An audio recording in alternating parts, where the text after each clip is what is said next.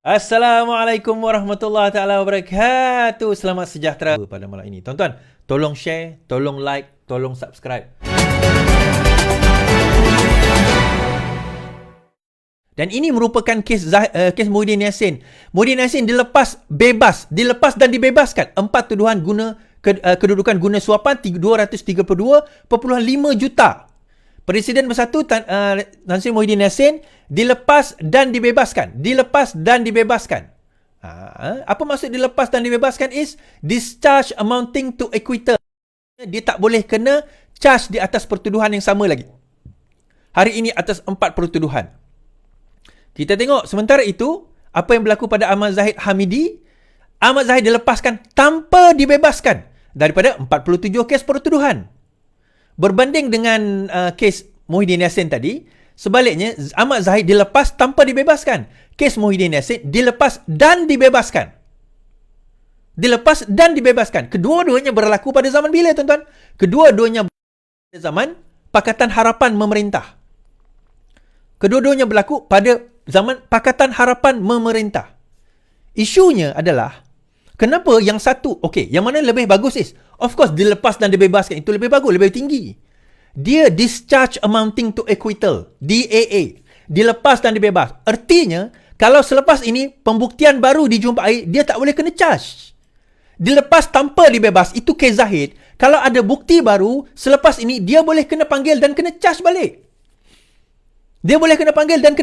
Berbandingkan Muhyiddin Yassin, tak boleh kena charge dah. Tapi boleh dirayu.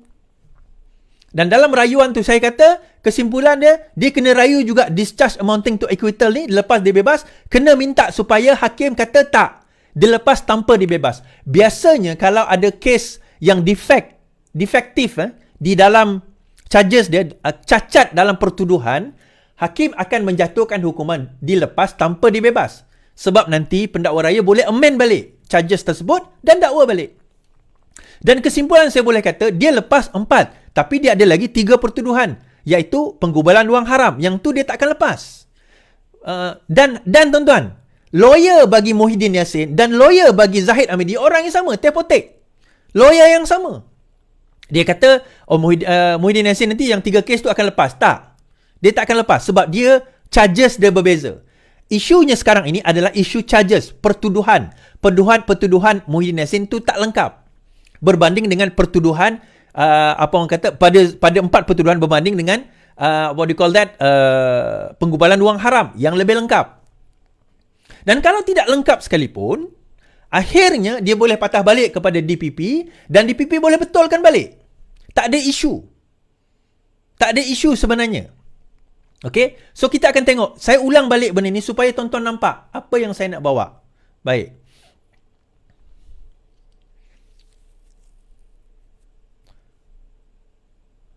Okey. Lepas tu baru saya baca komen-komen orang lain. Sekejap. Okey, saya ulang balik apa saya sebut malam tadi berkenaan dengan kes Al-Kebudi dan kenapa dia boleh bebas. Dan 11 alasan yang dikemukakan oleh Peguam Negara untuk menggugurkan kes tersebut. Dan saya tak kata saya membela kes Zahid ni. Ini adalah apa yang diputuskan oleh Peguam Negara, oleh Badan Kehakiman, oleh pihak berwajib. Ini bukan saya. Yang kau bagi tembak aku ni kenapa? Oh, jadi kau setuju? Tak. Bukan saya baca dia punya judgement dia. Saya kata saya setuju. Kerana apa? Okey, tuan-tuan kita tengok. Baik.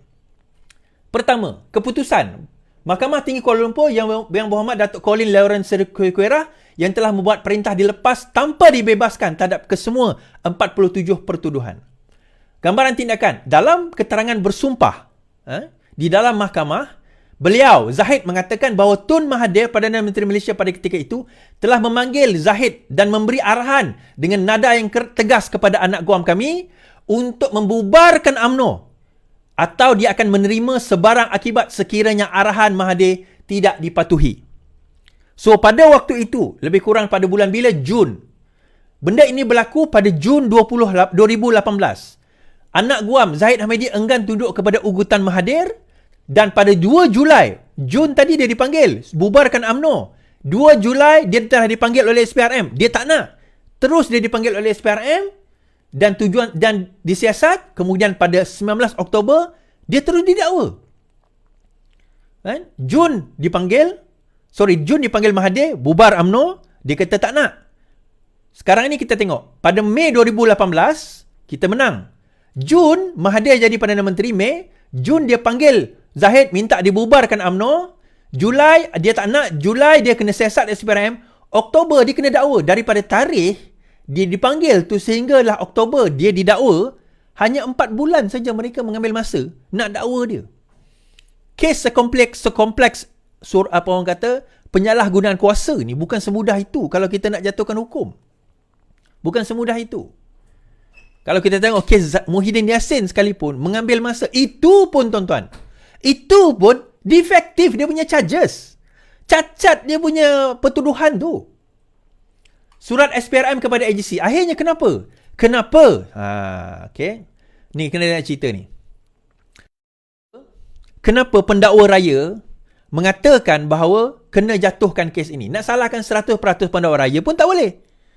Nak salahkan 100% pendakwa raya pun tak boleh, tuan-tuan. Kenapa? Sebab ada satu surat telah dihantar oleh SPRM kepada AGC. AGC ni apa? Peguam negara lah. AG Chambers. Okay? AG. Okay. Pada bila? 20 Februari. SPRM menyatakan, SPRM berpendapat bahawa penting untuk siasatan lanjut dibuat agar kes pendakwaan lebih kukuh, dan SPRM sudah pun mula mendapatkan petunjuk-petunjuk dan bukti-bukti baharu. Petunjuk-petunjuk dan bukti-bukti baharu. Siasatan yang lebih menyeluruh adalah amat penting agar pasukan penyiasat dan pihak pendakwaan tidak dikecam oleh orang awam dan dituduh melakukan pendakwaan terpilih, selective prosecution. Terutama selepas kes baru-baru ini terhadap Tan Sri Shahir Samad, di mana pegawai penyiasat telah mengaku di mahkamah semasa disoal balas sewaktu perbicaraan bahawa pertuduhan telah dikemukakan sebelum siasatan lengkap sebagaimana yang telah berlaku dalam tindakan mahkamah tersebut. Dalam kes Tan Sri Shahir, dia adalah dituduh sebelum siasatan lengkap. Siasatan yang tidak lengkap ini telah menyebabkan reputasi SPRM selaku pasukan penyiasat dan Jabatan Perdana Negara selaku pasukan pendakwaan tercemar di mata masyarakat.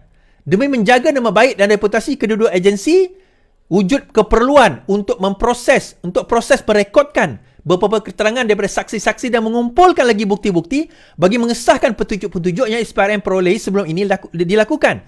Dan SPRM memberi jaminan kepada peguam negara bahawa akan dijalankan secara menyeluruh tanpa rasa takut dan pilih kasih, no fear or favor, serta lebih objektif. Sehingga ke akar umbi, no stones will be left unturned, akan dijalankan.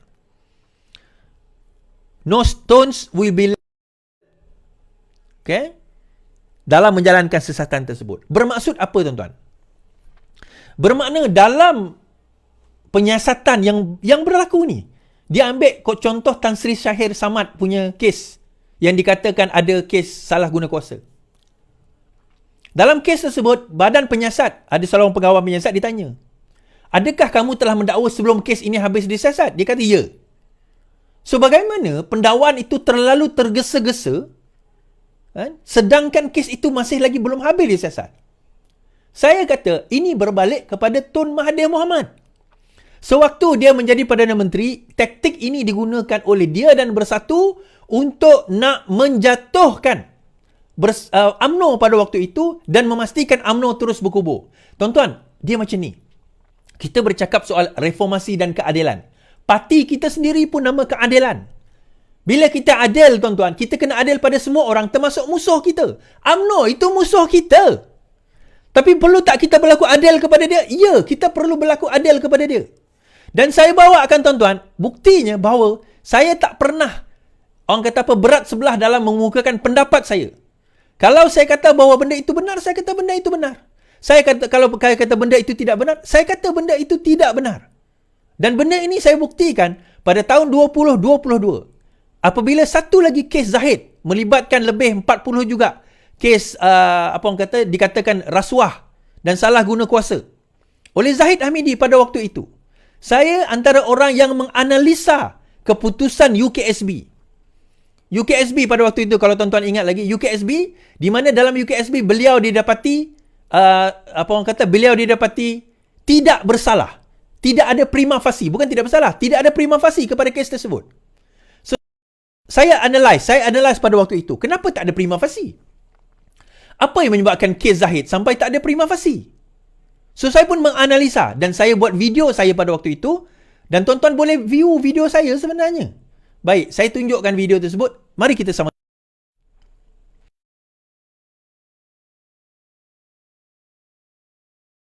Masa itu Ryan pegawai Maybank.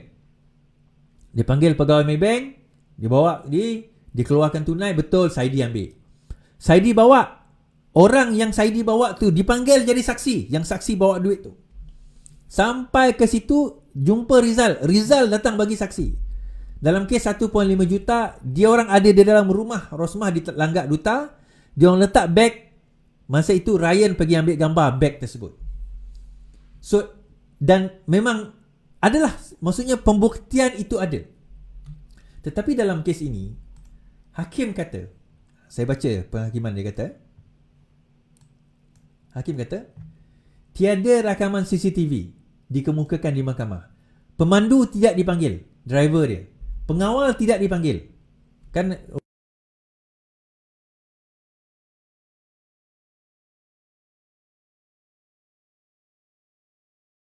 lahir itu kan ada dia panggil pengawal.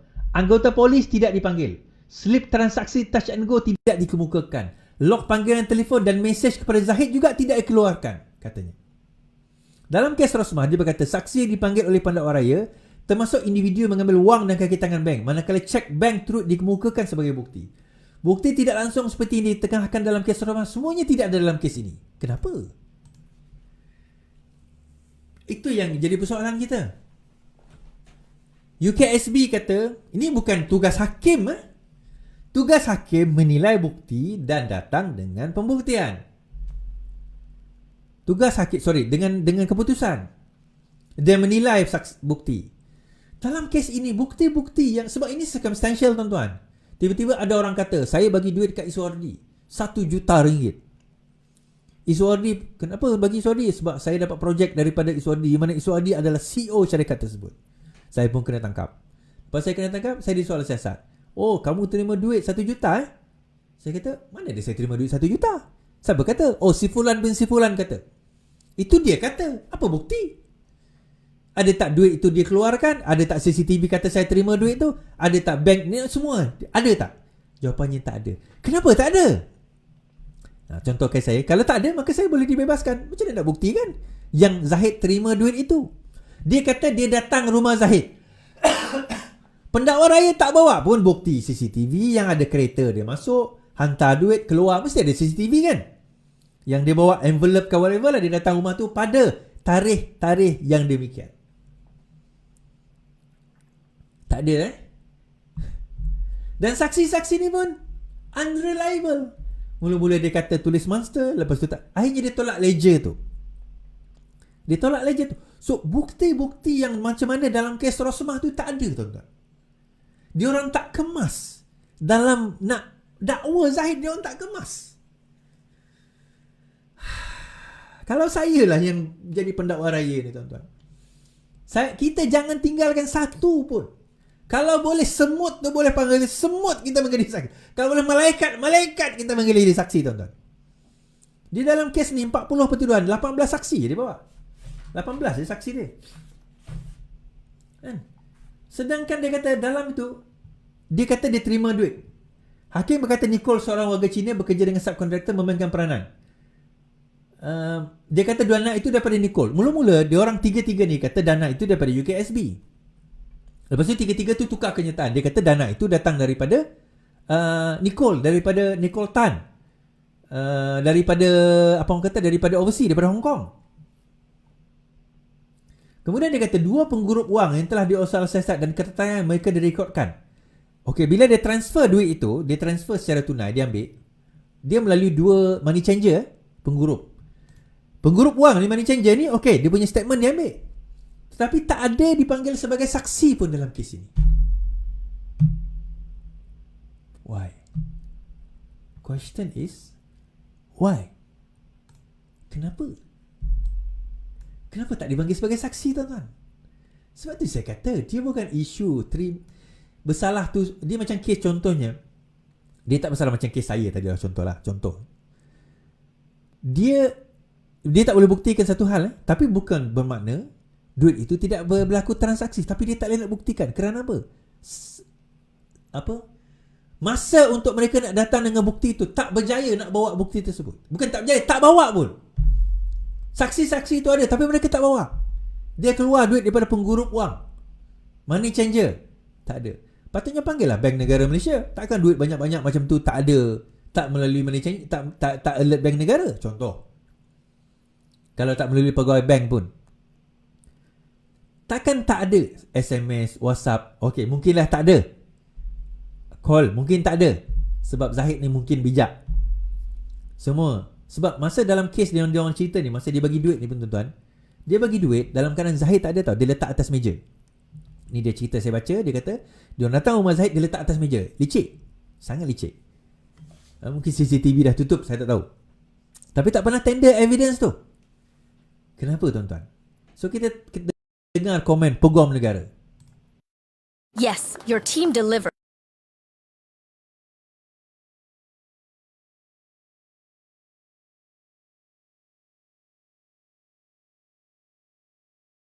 Baik. Ini kes saya komen, kes Zahid tahun 2022, 24 September, 21 September beliau dibebaskan. Pada 21 September, Zahid didapati dalam kes UKSB tidak ada prima facie. Zaman Perikatan Nasional memerintah.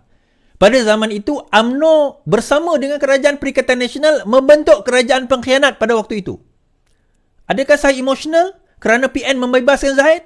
Tak. Saya objektif. Saya tengok satu persatu. Dan kesimpulan saya kata prosecutor dan juga terutama badan penyiasat tidak kemas dalam siasatan mereka.